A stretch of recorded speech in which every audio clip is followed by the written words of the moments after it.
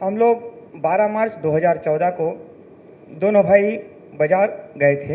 बाजार स्थल में अज्ञात नक्सलियों ने हमें मुखबिरी के संदेह में आकर के हमारे ऊपर घटना को अंजाम दिया, जिसमें हमारे बैठे स्थान पर ही 3 फायर किए, जिसमें 2 गोली मेरे भाई के पीठ में लगा सीने पर और तीसरा गोली उसके कोहनी में लग करके मेरे जांघ को छलनी करते हुए निकल गया। और गोली लगने के पश्चात दोनों भाई अलग अलग दिशाओं में हम लोग जान को बचाने के लिए भागे। मैं कुछ दूर दौड़ पाया, भाई ज़्यादा दूर नहीं दौड़ पाया और एक दुकान के सामने जाकर गिर गया। वहीं पर क्रूर नक्सलियों ने जाकर के भाई पर और 3 फायर किए। 2013 की बात है, जब मेरे भाई रामू सलाम और मैं दोनों आंगनबाड़ी जा रहे थे। इमली पेड़ के नीचे केटली में बम गड़ा हुआ था, तो हम लोगों को नहीं पता था कि केटली में बम है करके। उसको मेरे भाई रामू सलाम उठाए, वो फट गया तो हम लोग दूर दूर से फेंकाए। बक्सर शांति समिति के प्रयोजन से मेरे घर पर पधारे हुए बक्सर के नक्सलवादी प्रभावित क्षेत्र के सभी पीड़ित भाइयों, बहनों और बच्चों का मैं हृदय से स्वागत करता हूं। अनेक महानुभाव मेरे घर पर आए हैं, मगर मैं हृदय की गहराइयों से बताना चाहता हूं कि मेरे घर पर आज जो आप लोग पधारे हो, इससे बड़ा कोई मेहमान आ नहीं सकता, इससे बड़ा कोई व्यक्ति मेरे घर पर आ नहीं। ईश्वर ने किसी भी कारण से आपके जीवन में एक कठिनाई भेजी, दुख भेजा, सहन न हो पाए इस प्रकार का दर्द भी भेजा, मगर हौसले से आज आप खड़े हैं, अपने जीवन में खड़ा होने का प्रयास कर रहे हैं। और जो आपके जीवन में दुख और दर्द आया है वो किसी और के जीवन में ना आए, इसलिए आप सब लोग प्रयास कर रहे हैं। साथ अर्थ में पूरे देश और गृह मंत्रालय की ओर से आपका ये उत्साह, हौसला और आने वाले दिनों में बस्तर को शांत करने के लिए आपका जो अभियान है, इसको मैं मनपूर्वक हाथ जोड़कर प्रणाम करता हूं, इसका स्वागत करता हूं। मुझे पूरा विश्वास है कि विचारधारा के नाम पर जो लोग हथियार उठाकर समाज में निर्दोष लोगों को हत्याएं कर रहे हैं, नुकसान कर रहे हैं, वो सभी लोगों का दर्द जो आपके माध्यम से आज दिल्ली के गलियारों में आया है,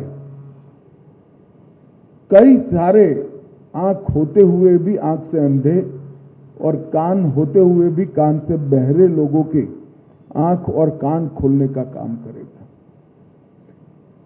उनको हाथ में हथियार लेकर घूमते हुए लोगों का मानव अधिकार तो दिखता है, परंतु उनके आतंक के कारण छोटे छोटे बच्चे अपाहिज होकर पूरा जीवन व्यतीत करेंगे। किसी की मां छिन गई, किसी का बाप चला गया, किसी का शरीर का कोई अंग चला गया, उसके मानव अधिकार दिखाई नहीं पड़ते। खैर, आपका प्रयास निश्चित रूप से परिणाम लाएगा और मैं कल ही मेरे सभी प्रयास कर आपकी ये फिल्म, आपके साथ मेरी ये मुलाकात और आपका दर्द पूरे भारत देश के साथ मेरे सोशल मीडिया अकाउंट से साझा करूंगा। ऐसा मैंने यहां बैठकर मेरे मन में निर्णय किया है। भाइयों बहनों, जब आप आए हैं तब मैं आपको आश्वस्त भी करना चाहता हूं कि गृह मंत्रालय का काम है समग्र भारत के अंदर कानून का राज प्रस्थापित हो, राज्य सरकारों को साथ में रखकर देश की आंतरिक सुरक्षा को हम सुनिश्चित करें और नक्सलवाद किसी भी प्रकार से न मानवता के लिए हितकारक है न देश की आंतरिक सुरक्षा के अनुकूल है। अतः नरेंद्र मोदी जी ने तय किया है कि इस नक्सलवाद को और नक्सलवाद के विचार को, दोनों को मूल समेत हम इस देश से उखाड़कर फेंक देंगे और शांति को प्रस्तावित करेंगे। छत्तीसगढ़ की तरह कई सारे राज्यों में एक जमाने में नक्सलवाद ने पैर पसारे थे।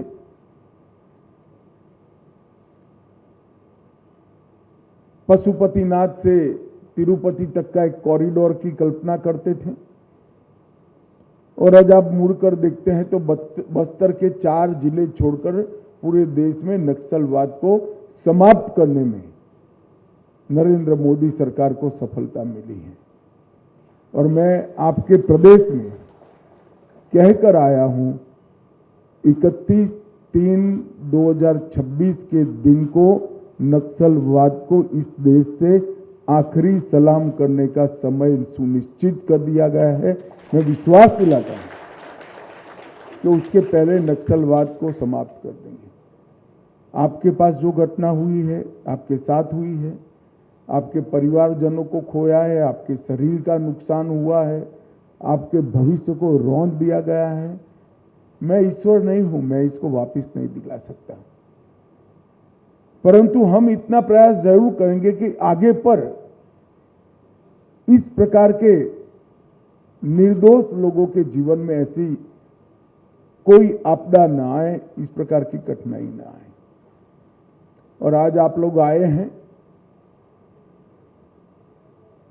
आप दिल्ली में अलग अलग जगह पे जाकर प्रेस, मीडिया, एक्टिविस्ट सभी को मिलने वाले हैं।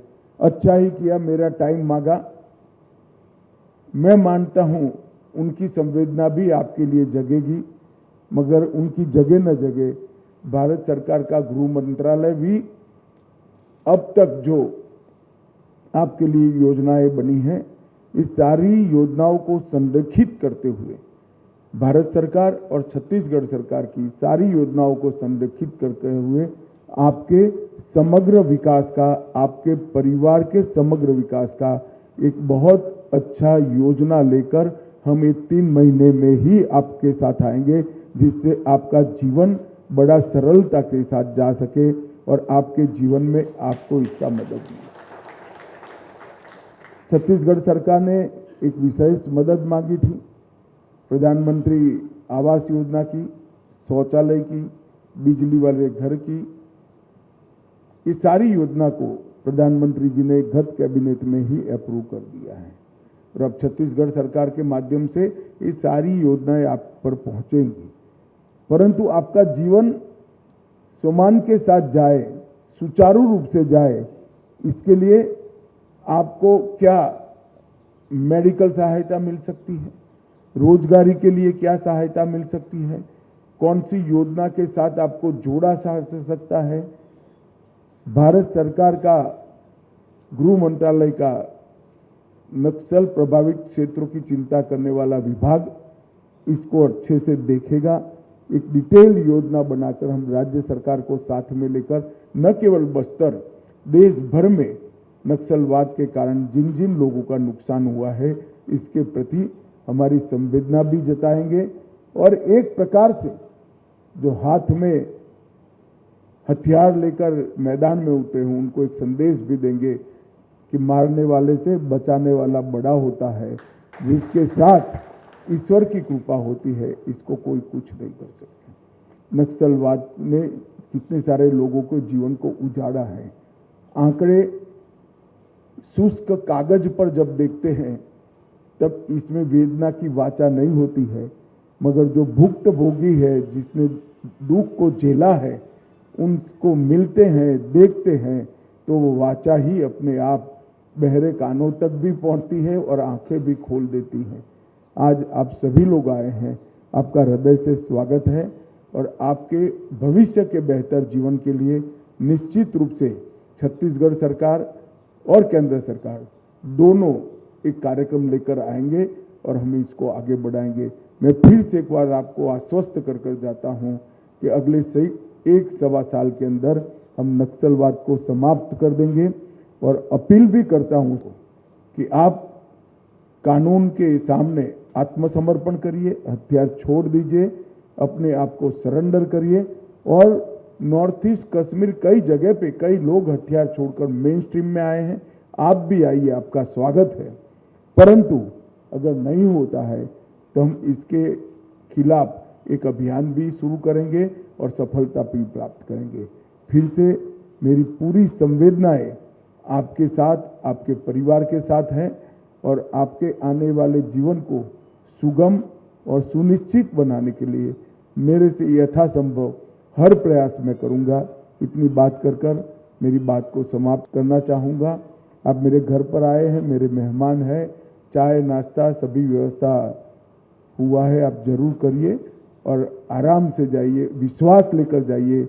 बस्तर फिर से सुंदर होगा, बस्तर फिर से शांत होगा और पूरा बस्तर विकसित होगा, इसका विश्वास लेकर जाइए। धन्यवाद।